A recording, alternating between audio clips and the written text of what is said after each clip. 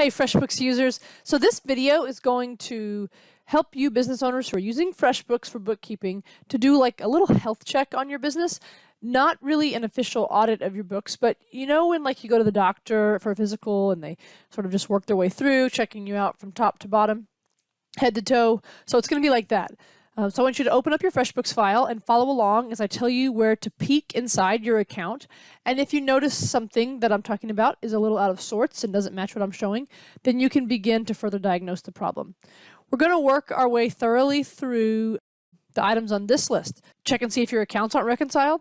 Check and see if your credit card payments are showing up on your profit and loss statement, and they should not be there. Check to see if you have items labeled as COGS, which means costs of goods sold, on your profit and loss statement.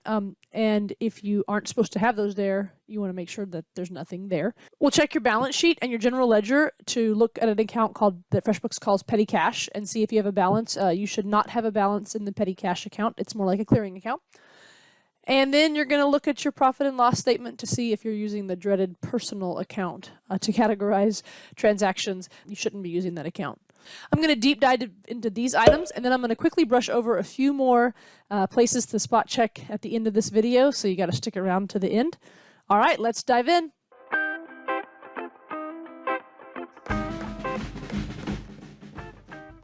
All right, so if you have your bank account connected to your FreshBooks, you need to be reconciling your accounts. So come on over here to your accounting tab. If this blue number right here is super high, that means you haven't reconciled. If you dive into here, you're going to see all your expenses over here, and all these need to be cleared out. This side right here needs to be constantly moving towards nothing in it. You're going to also want to check to see if these numbers are matching.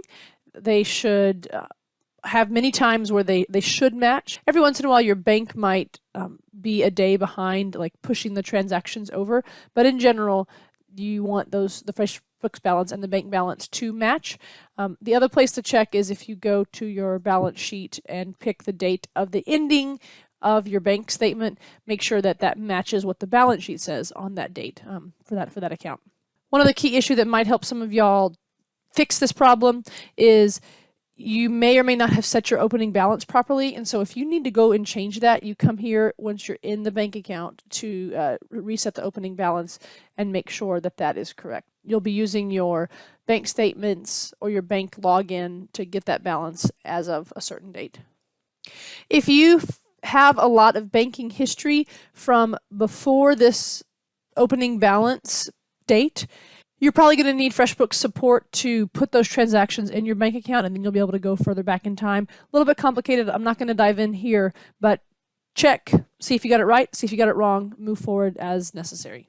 And please know that if you are not reconciling your bank account, you are never going to know if your bookkeeping software has all your transactions and only the exact transactions, that there's no duplicates, and that there's also no omissions. I'm guessing reconciling your bank account is probably low on your list of fun things to do, but it is absolutely critical. So the next place to check is if your credit card payments are on your income statement. So if you're on your income statement, it will possibly be showing up in uncategorized expenses. I have an example of that here. And let's dig a little further into why that's happening. So coming back over to the expenses tab, we're going to see that same $3,107 transaction listed on the expenses tab. Now, why is that? It's because that amount of money came out of the checking account, and the checking account is connected. So exit of money, an outflow of money from your account is going to automatically show up in the expenses tab. It is not an expense though. The expenses are all the things that are already categorized from the swiping of the credit card, all the transactions that added up to the $3,100. So how do we get this out of the expenses tab? So when you come to the bank reconciliation screen, you can see that there is still this one transaction remaining. It is the outflow of the checking account to the credit card. And what you have to do is click the Mark As button after you've checked the blue box, and you'll able to mark that as a transfer. You actually have to do that on both sides. So you're going to mark it as a transfer in the checking account, and then it's going to be showing up as an inflow on that credit card account, and you're going to mark that as a transfer as well. And when you do that, it is going to be the full cycle, the full workflow of how to handle credit card payments. It's a transfer between accounts. And as soon as you do that, it is going to automatically disappear from that expenses tab. But long story short, credit card payments are not business expenses, never have been, never will be. All right, now I want to get into this concept of things being on your profit and loss statement labeled as COGS, and they shouldn't be. FreshBooks has some mechanisms that is doing this automatically, and so you have to change it. When this happens is when you're using the track by client and project feature. Right here, I'll show you an example of where it shows up on the profit and loss statement. So go to the profit and loss statement, and if you have something here in COGS and you aren't making anything, there's a good chance that you really don't need this. And I'll assure you that if you take this report to your CPA to do your taxes, and you are a service provider, but you have something in COGS, they're going to kind of grill you about that, and it's best just to avoid it because it's not actually true. But let's find out how these things get there. All right, so if you come into your expenses tab and you open up an expense, the situation here is once you use this button right here, and I'm going to put it to this project. This is my weekly office hours for FreshBooks users that I provide to people. So let's say I just assigned it to that project and I click, hooray, I click yes. Okay, let me tell you what's happening on the back end. I'm going to edit this expense. You go to the advanced expense settings. And do you see down here where it says cost of goods sold? Yes.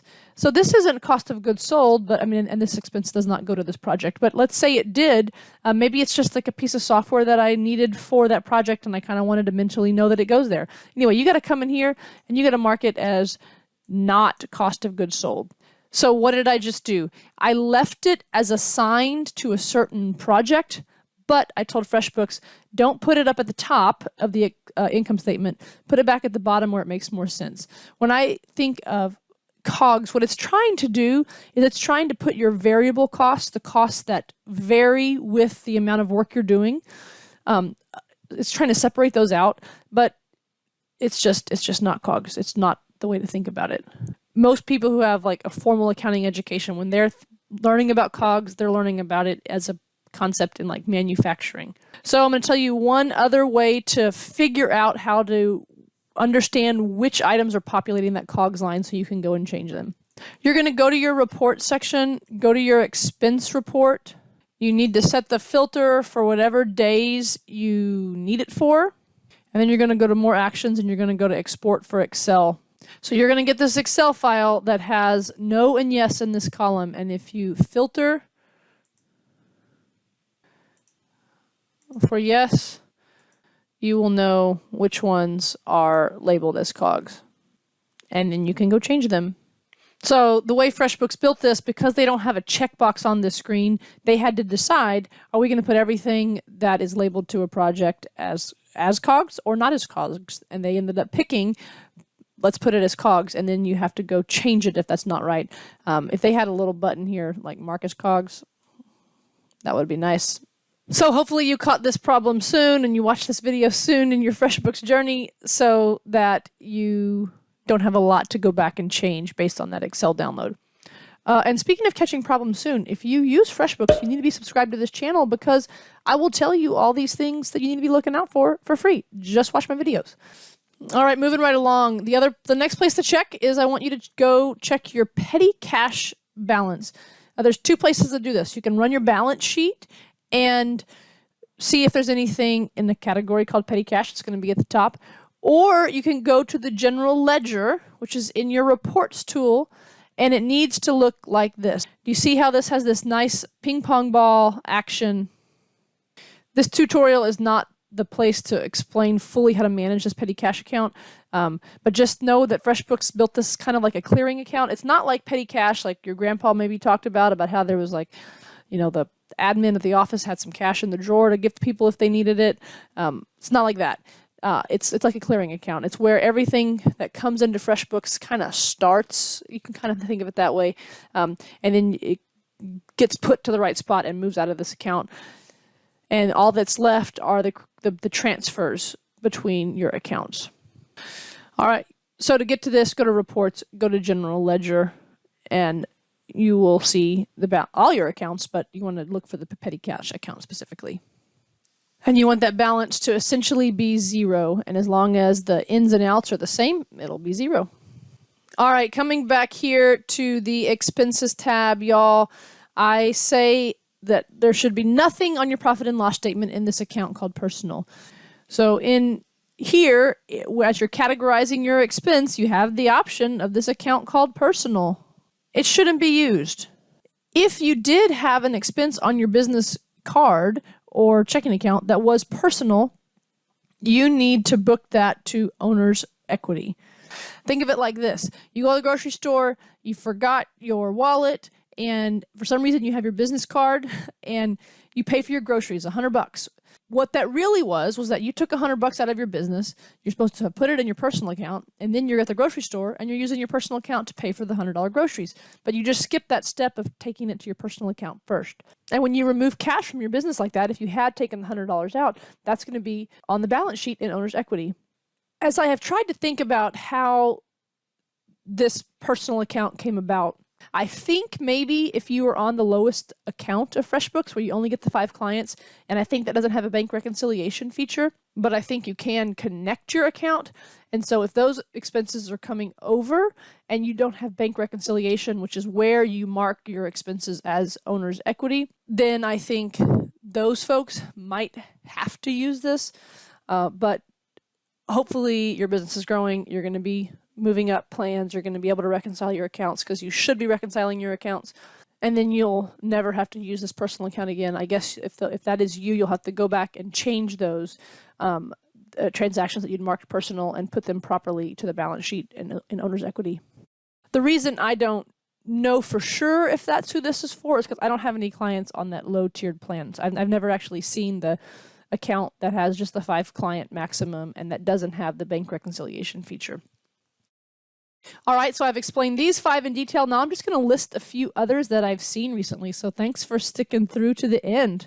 There's this feature in FreshBooks called the duplicate detector. If you go to your expenses tab, FreshBooks sends you warnings kind of at the very top of your expenses tab. So go to that, check and see if you have a warning that says we're detecting duplicates, and deal with those fast. Don't let them build up, because it could be that somehow like a bank is importing twice or something like that, so you want to get that taken care of. Don't go like, la, la, la, la, I hope it goes away. It's not going to go away. Another potential problem is if you take payments from any payment processor outside of FreshBooks, and their payment processor is called WePay.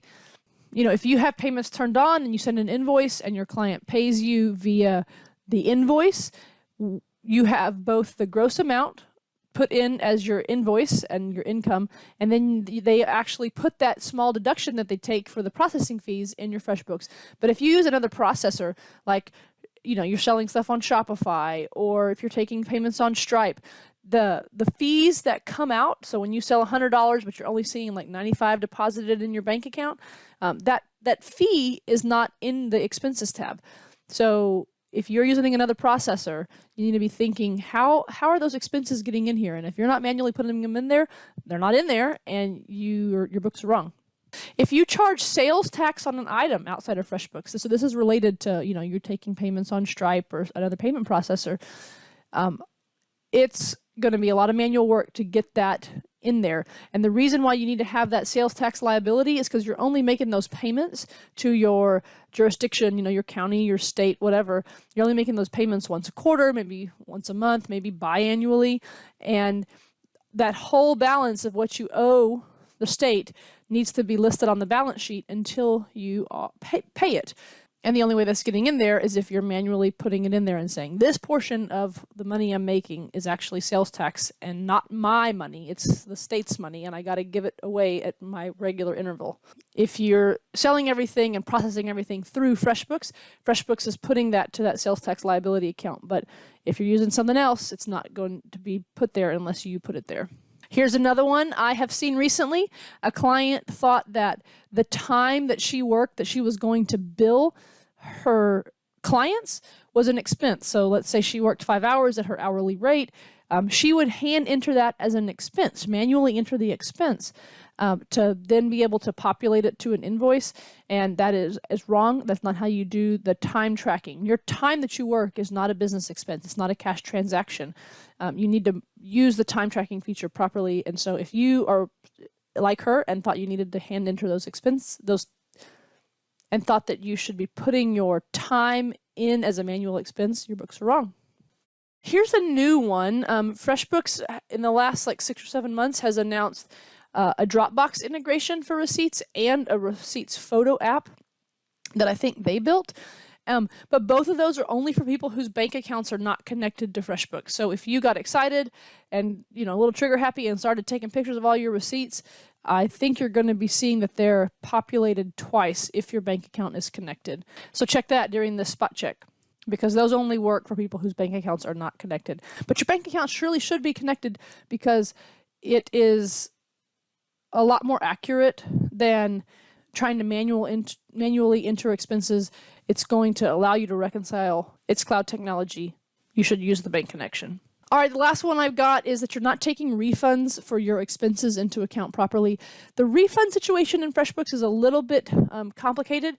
You do it as part of the bank rec feature, and you're able to select money that has come into your account. Like let's say Home Depot put $20 back in your account because you went and returned those light bulbs.